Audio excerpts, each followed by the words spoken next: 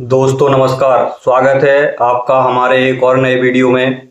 तो आज हम बात करेंगे एक और नई कंपनी की जिसमें वैकेंसी अभी फ़िलहाल स्टार्ट हुई है, दशहरे के बाद स्टार्ट हुई है। तो मैंने सोचा क्यों ना उस पर वीडियो बना दिया जाए, और उस कंपनी में मैं खुद भी जॉब कर चुका हूँ। तो मैंने उस कंपनी में 3 साल दिए हैं, तो उसके बारे में और अच्छे से बता सकता हूँ मैं। पहले हम जानेंगे कि कंपनी का नाम क्या है। तो कंपनी का नाम है बॉस।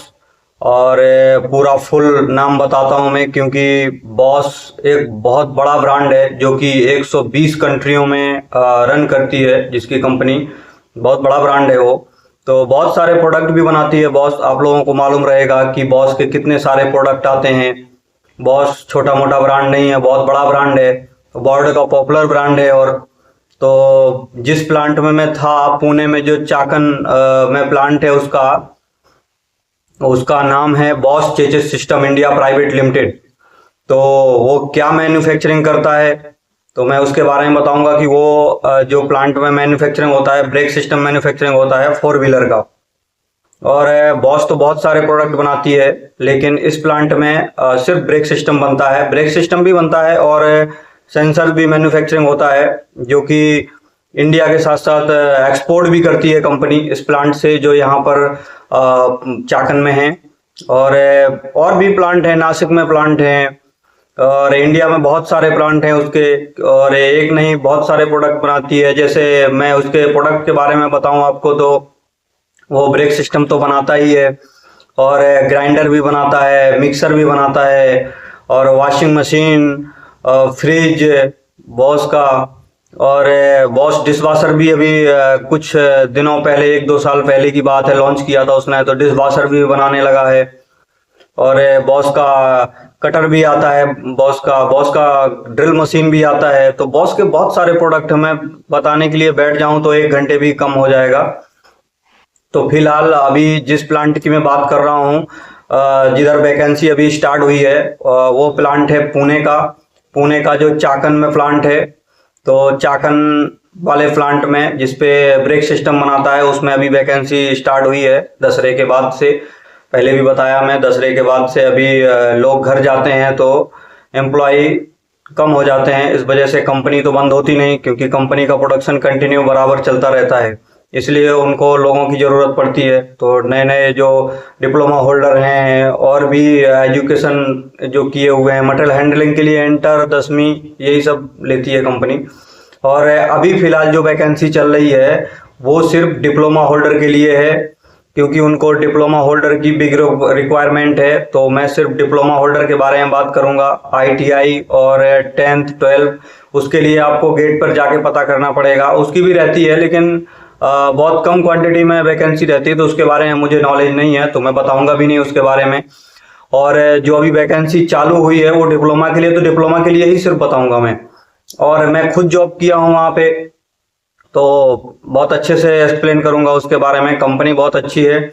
और इसका प्रोसेस क्या होता है वहाँ तक पहुँचने के लिए, तो मैं बता देता हूँ कि आपको एक रिज्यूम लेके जाना है और गेट पर देना है।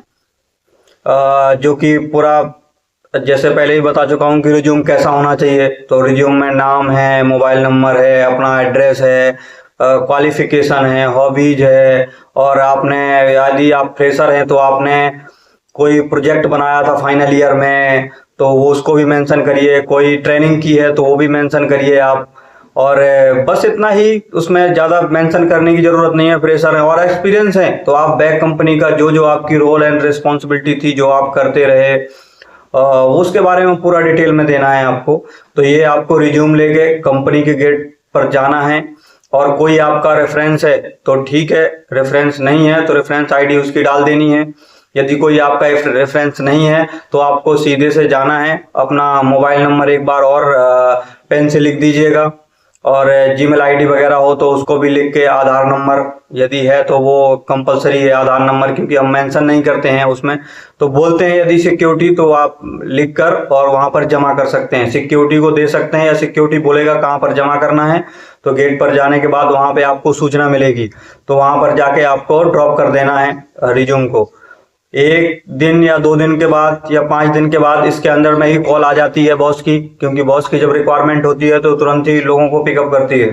रिज्यूम क्वालिफाइड होता है वहाँ पे, तो आपको कॉल करके बुलाया जाएगा। कॉल करके बुलाते हैं तो सबसे पहले आपको 50 नंबर का एग्जाम होता है जो ऑब्जेक्टिव टाइप में रहता है, तो वो आपसे लिया जाएगा। उसमें पासिंग मार्क कंपलसरी है। और क्वेश्चन बता देता हूँ मैं, क्वेश्चन क्या पूछे जाते हैं उसमें। जो 50 नंबर का ऑब्जेक्टिव टाइप पेपर होता है, तो उसमें कुछ नहीं है। आप ज़्यादा से ज़्यादा ये लिस्ट काउंट है, बर्नियर की, माइक्रोमीटर की, और नॉर्मल से क्वेश्चन जो टेक्निकल में आपने पढ़े होते हैं, मेजरमेंट से रिलेटेड है। माइक्रोन, 1 mm में कितने माइक्रोन होते हैं, यही सब पूछा जाता है। तो ज़्यादा प्रेशर लेने की ज़रूरत नहीं है, उसमें आराम से पासिंग मार्क्स आ जाते हैं। तो आप जा सकते हैं वहाँ पे, क्योंकि 50 नंबर का पासिंग मार्क होगा। 50 नंबर पासिंग मार्क के बाद फिर इंटरव्यू भी लिया जाता है। तो इंटरव्यू कोई तो कंपनी का जो मैनेजमेंट का एम्प्लॉय रहेगा वो आपका इंटरव्यू लेगा। तो इंटरव्यू लेने के बाद आपका डिसाइड होगा कि आपका सिलेक्शन हुआ या नहीं हुआ। लगभग सभी लोगों का सिलेक्शन हो जाता है, क्योंकि कॉमन से क्वेश्चन पूछे जाते हैं। कोई ऐसा हार्ड क्वेश्चन नहीं पूछे जाते हैं कि जो आप बता ना पाओ। नॉर्मल से क्वेश्चन पूछे जाते हैं तो सीधी सी बात है, सभी लोग बता लेते हैं। और ज़्यादातर क्या रहता है ना, मैं यहाँ की कंपनियों के बारे में बता देता हूँ कि कंपनी में सिलेक्शन 100% होता ही होता है यदि आपको कंपनी बुलाती है तो। क्योंकि जो आपने बैग में क्या पढ़ा है क्या नहीं पढ़ा है वो कंपनी के लिए मायने नहीं रखता है। आपने सिर्फ डिप्लोमा डिग्री किया है ये मायने रखता है कंपनी के लिए। बाकी आपका पास्ट में क्या नॉलेज है क्या नहीं है उतना मायने नहीं रखता। क्योंकि कंपनी क्या करती है, कंपनी की जो टेक्नोलॉजी वहाँ आपको ट्रेनिंग पीरियड पे रखती है। स्टार्टिंग में तो ट्रेनिंग देती है, खुद बताती है उसके बारे में।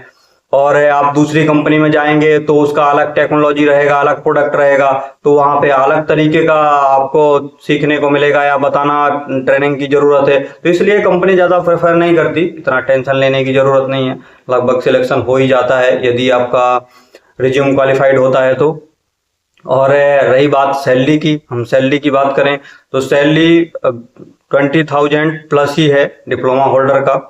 और ओवर टाइम भी चलता है वहाँ पे। तो यदि ओवर टाइम पे कंपनी आपको रुकाती है तो वो लगभग आपको डबल सैलरी रहता है। डबल सैलरी जैसे आपने अभी मॉर्निंग शिफ्ट में, जो वहाँ का शिफ्ट शेड्यूल है, सुबह 7 बजे से स्टार्ट होता है और 3:30 बजे तक, 8.5 घंटे की शिफ्ट रहती है। और सेकंड शिफ्ट भी 8.5 घंटे की है, नाइट शिफ्ट 7 घंटे की है। तो जैसे आपने मॉर्निंग शिफ्ट किया 3:30 बजे तक, इसके बाद यदि ओटी पे रुकाती है तो कंपनी 8 घंटे का भी ओटी पे नहीं रुकाती पूरी शिफ्ट के लिए, सिर्फ 4 घंटे के लिए, सिर्फ 4 घंटे के लिए रुकाती है कंपनी। 4 घंटे का पेमेंट देती है आपके 8 घंटे के बराबर, मतलब डबल पेमेंट देती है। तो ये उसमें अच्छी अपॉर्चुनिटी रहती है। तो 20+ हो गया। बस और कैंटीन उसका फ्री ही है। तो आप समझ सकते हैं कितना तक, जितना आप उठा सकते हैं उतना उठा सकते हैं पेमेंट, जितना आपकी कैपेसिटी है या जितना कंपनी आपको ओटी देगी। ऐसा कुछ रूल रेगुलेशन पहले तो नहीं था, अभी बनाया होगा। तो वो क्या है वो तो मुझे नहीं पता, क्योंकि मैंने भी 2-3 साल पहले ही जॉब किया था उसमें। तो अभी फिलहाल जा सकते हैं, वैकेंसी स्टार्ट हो चुकी है। और वेल डन, मेरी तरफ से बेस्ट ऑफ लक आपको। तो आज के वीडियो में इतना ही, कल फिर मिलते हैं किसी नए वीडियो के साथ। तब तक के लिए बाय बाय, टेक केयर।